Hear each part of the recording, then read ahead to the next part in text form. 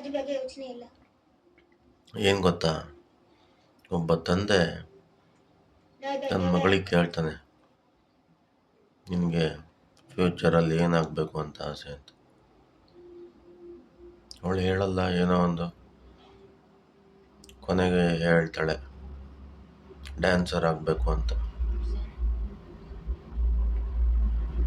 ಕೊನೆಗೆ ಆ ಮಗಳಿಗೆ ಹತ್ರ ಬಂದು ಕೂತ್ಕೊಂಡು ನಾ ಡ್ಯಾನ್ಸರ್ ಆಗ್ಬೋದು. ಹಾಗೆ ತಲೆ ಸವರ್ತಾನೆ. ಮಗಳು ಕೇಳ್ತಾಳೆ,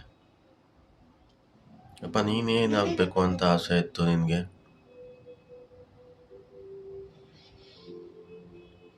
ಅಪ್ಪ ಹೇಳ್ತಾನೆ,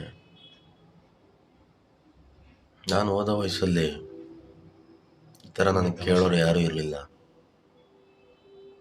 ಆಗಿನ ಟೈಮಲ್ಲಿ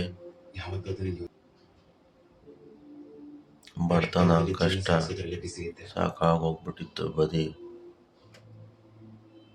ಅಂತ ಹೇಳ್ತಾನೆ.